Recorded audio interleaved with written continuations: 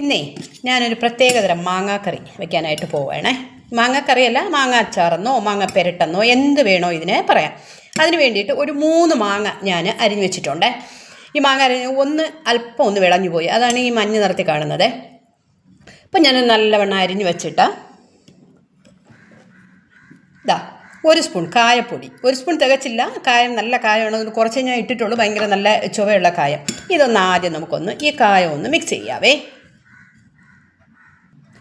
കായപ്പൊടിയെല്ലാം ഇതിൽ നല്ലവണ്ണം കലർന്നിട്ടുണ്ട്. ഇനി ഇതാ ആവശ്യത്തിന് ഉപ്പ്, നമുക്ക് എത്ര വേണോ അത് നമുക്ക് മാങ്ങയുടെ ക്വാണ്ടിറ്റി അനുസരിച്ച് നമുക്ക് ഉപ്പിടാം.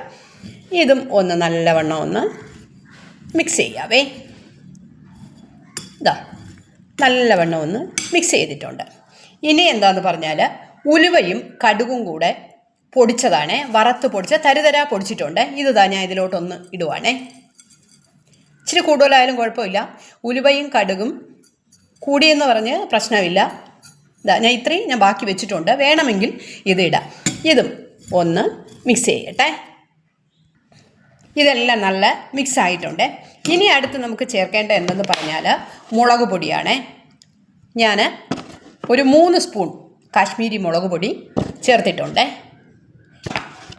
കാരണം നല്ല നിറമായിരിക്കും, 3 സ്പൂൺ മതിയാവും. പിന്നെ നിങ്ങളുടെ മാങ്ങയുടെ ക്വാണ്ടിറ്റി അനുസരിച്ച് നിങ്ങൾക്ക് മുളക് പൊടി ചേർക്കാം. അപ്പോൾ ഞാൻ ഇതൊന്ന് മിക്സ് ചെയ്യട്ടെ. ഇതാ മുളക് പൊടിയും ചേർത്തിട്ടുണ്ട്. നല്ലവണ്ണം ചുവന്ന നല്ല മാങ്ങ റെഡി ആയിട്ടുണ്ട്. ഇതിൽ ഉപ്പും കായവും എല്ലാം നല്ലവണ്ണം ചേർന്നിരിപ്പുണ്ട്. ഇതിൽ വെള്ളത്തിൻ്റെ മയം ഒന്നുമില്ല. ഇതാ കണ്ടോ, നല്ല ക്രിസ്പി ആയിട്ടല്ല, വെള്ളത്തിൻ്റെ മയമേ ഇല്ല. കാരണം മാങ്ങയൊക്കെ നല്ലവണ്ണം കഴുകി തുടച്ച് എടുത്തതാണ്, വെള്ളത്തിൻ്റെ മയമേ ഇല്ല. ഇനി നമുക്ക് എന്താണെന്ന് പറഞ്ഞാൽ അവസാനത്തെ ഇതെന്തെന്ന് പറഞ്ഞാൽ കടുക് താളിക്കുക എന്നുള്ളതാണ്.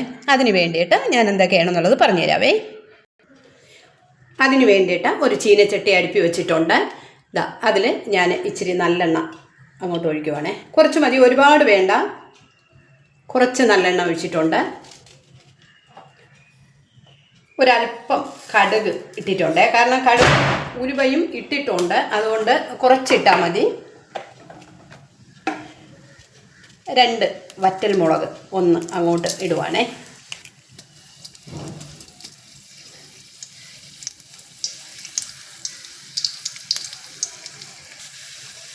ഇതാ ഇത് എല്ലാം റെഡി ആയിട്ടുണ്ട്. ഗ്യാസ് ഓഫ് ചെയ്തേ, കാരണം ഇല്ലെങ്കിൽ ഇത് മുളക് കരിഞ്ഞു പോകും. അതുകൊണ്ട് ഇത് ഗ്യാസ് ഓഫ് ചെയ്ത് ഒരു 2 മിനിറ്റ് കഴിഞ്ഞതിന് ശേഷം 2 മിനിറ്റ് ഇതൊന്ന് അല്പം ഒന്ന് ചൂട് കുറഞ്ഞതിന് ശേഷം നമ്മൾ എടുത്തു വച്ചിരുന്ന മാങ്ങ അങ്ങോട്ട് തട്ടുവാണേ.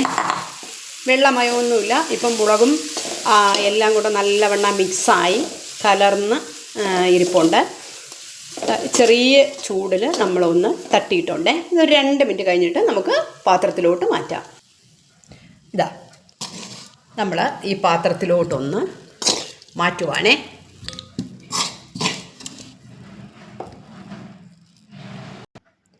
ഇതാ അങ്ങനെ നമ്മുടെ അടിപൊളി മാങ്ങ റെഡി ആയിട്ടുണ്ട്. ഇത് പെരട്ട് മാങ്ങയെന്നോ എന്ത് വേണോ നമുക്ക് പറയാം. ഇത് ചാറായിട്ടല്ല, അതായത് വെള്ളത്തിൻ്റെ ഒരു അംശം പോലും ഇല്ലാതെ ഡ്രൈ ആയിട്ടാണ് ഇത് ഇരിക്കുന്നത്. അപ്പോൾ ഇത് നമുക്ക് 2-3 ആഴ്ച സുഖമായിട്ട് ഫ്രിഡ്ജിൽ വെച്ചിട്ട് കുറേശ്ശെ ഓരോ ചെറിയ നമുക്ക് ആവശ്യത്തിന് എടുത്തിട്ട് ബാക്കി ഫ്രിഡ്ജിൽ വെച്ചിട്ട് നമുക്ക് 2-3 1 മാസം വരെ ഏകദേശം നമുക്കിത് ഉപയോഗിക്കാം.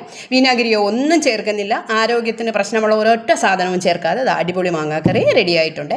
അപ്പോൾ മാങ്ങ സീസൺ ആണല്ലോ, അപ്പോൾ നിങ്ങളെല്ലാവരും ഇങ്ങനെ ഒന്ന് മാങ്ങ ഉണ്ടാക്കി വെക്കണേ. Okay, by.